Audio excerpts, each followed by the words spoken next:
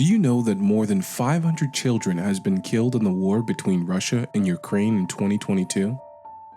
The war between Russia and Ukraine and China versus Taiwan might look somewhat normal at surface sight, but are they really that different?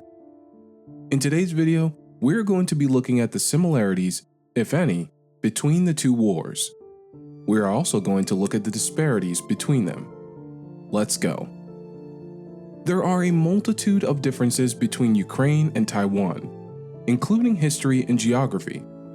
But both embattled democracies sit next to much larger, nuclear-armed military powers ruled by authoritarian leaders who have made it clear that they do not see their neighbors as sovereign states. One major difference, of course, is that the United States and its allies support an independent Ukraine, but America's One China policy does not support Taiwan's independence, while remaining purposely unclear about whether Washington would defend Taiwan if Beijing attacks it. The difference between each are stark enough that we can draw few useful parallels from the Ukraine war for Taiwan. Russia's invasion of Ukraine has sparked an avalanche of discussion about the implications for Taiwan. One of the most commonly discussed lessons from the Ukraine war has been that China would need to think more seriously before waging a reunification war against Taiwan, given the setbacks suffered by the Russian invading forces. In our understanding, however, the risk of Beijing launching a cross-strait war was never high to begin with, so the lesson has little use. History might repeat itself, but not always. To illustrate the differences, we need to draw two parallels: China versus Russia and Taiwan versus Ukraine. China is not Russia. Comparing China and Russia, the two countries have very different strategic priorities. First, there is great difference in their respective economic and military capabilities and potentials. Economically, China has the second largest GDP in the world. As of 2021, China's GDP was 76% of the United States. In contrast, Russia's GDP was less than 10% of that of the United States. What is more, China's economic growth is more sustainable than Russia's. The reasons are simple. China's decades-long economic growth is based on comprehensive development in a variety of sectors: agriculture, labor-intensive, manufacturing, high-tech industry, etc. Besides, largely due to the fact that China is the world's factory and the related large demand for raw material imports, China is much better connected to the world economy than Russia. In contrast, Russia's economic development is largely based on the energy sector. Militarily, Russia maintains the world's largest nuclear arsenal in terms of the number of nuclear warheads and a formidable conventional force, especially in its land force. Ukraine is primarily a theater for land force, where Russia would be more capable of showing its strength than in a maritime theater. In comparison, China's military, though experiencing fast modernization, is still decades behind that of the United States. China started modernizing its Navy and Air Force only in the late 1990s, after the 1996 Taiwan Straits crisis. And like Russia, China's land forces were traditionally stronger than its naval and air forces. Added to that, Taiwan is a more complicated target for an invasion. It is true that the Taiwan Strait is narrow, with a width of less than 100 miles at its narrowest part, and China has deployed a large number of missiles along its coast pointing to Taiwan. But even absent direct military intervention by the United States, which we cannot be sure of, it would still not be easy for China to take over Taiwan, given the large numbers of advanced weapon systems that Taiwan imports from the US. In the context of a potential Taiwan Strait war, the aforementioned interconnection with the world economy is a double-edged sword for China. On the one hand, it has been one of the most crucial factors promoting China's economic growth for decades. On the other, deep economic interdependence brings a vulnerability to China's economic growth in times of crisis. China is now the largest trading country in the world based on imports and exports combined. This is largely because China trades with the US and its key allies. The US and its allies account for 8 of China's top 10 trading partners. In a scenario where China uses force to achieve reunification with Taiwan, harsh sanctions would be imposed on China by the US and American allies. It would be too costly for the Chinese economy if that happens. China would undergo a serious economic downturn which would have profound social and political implications domestically. In this respect, Russia has less to fear economically from a downturn in relations with the US and the European Union. The latter is particularly highly dependent on the Russian natural gas supply, though the recent European sanctions on Russia sharply decreased that dependence.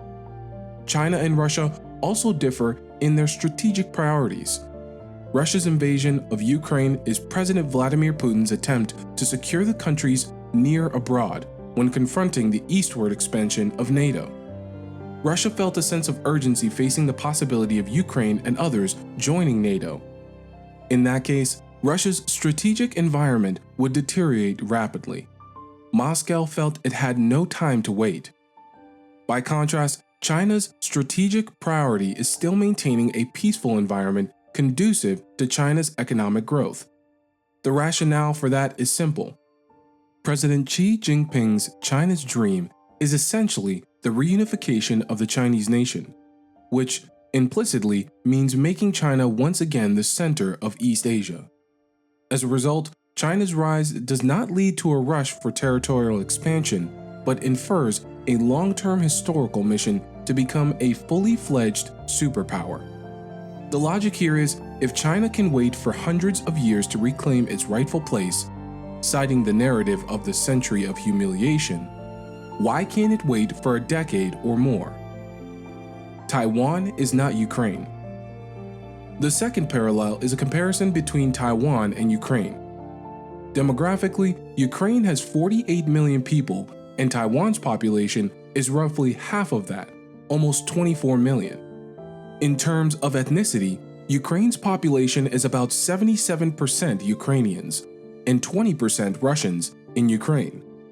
In Taiwan, over 90% of the population are Han Chinese and less than 10% are indigenous.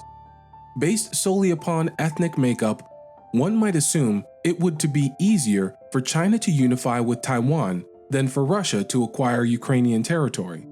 But it is not so simple. Since the late 1980s, the Chinese government has been eagerly promoting cultural, social, and kinship ties with the Taiwanese people. The initial purpose of this move was the understanding, or misunderstanding, that with more cultural and social communications, Taiwanese people would grow more like mainland Chinese people and feel increasingly in their belongingness to the motherland. Identity politics, however, shows reversed effects. With more communications and contact, the Taiwanese people instead increasingly saw their differences from mainlanders. This tendency is reinforced by the Taiwanese government's deliberate promotion of Taiwanese identity ever since the late 1990s, during Lee Teng-hoo's term. With an increasing number of Taiwanese people identifying themselves as Taiwanese only, not even as both Taiwanese and Chinese, Chinese efforts to promote Chinese identity in Taiwan have largely failed. This is one of the biggest headaches for China in its pursuit of reunification. Economically, Taiwan's GDP is over 3 times Ukraine's, and Taiwan is far more important than Ukraine technology in the region and the world as an IT center, especially as a major chip producer. In fact, the US recently called on Taiwan to contribute more to resolve a global shortage of semiconductors.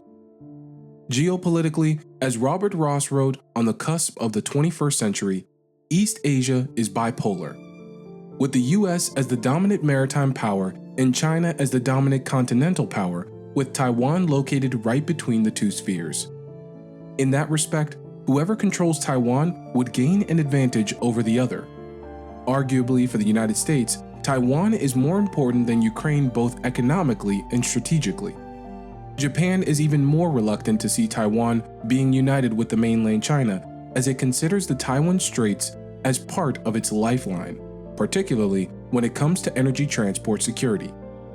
One of the most crucial factors for both the Ukraine war and the Taiwan Straits war is the probability of US direct military intervention. For Ukraine, the US government has made it clear that it will not directly join the fight. There is a very different picture on the Taiwan issue.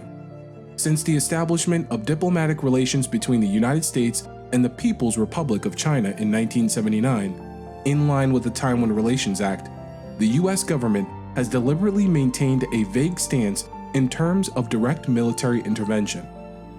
This vagueness has been effective in deterring both China from using force for unification and Taiwan from declaring formal independence. We have come to the end of today's video. Do you really think both wars are different? What's the best way forward? Do share your thoughts in the comment section. If you like this video, make sure you hit the like button, subscribe if you haven't already, and tap the bell icon so you can get notifications about any future videos.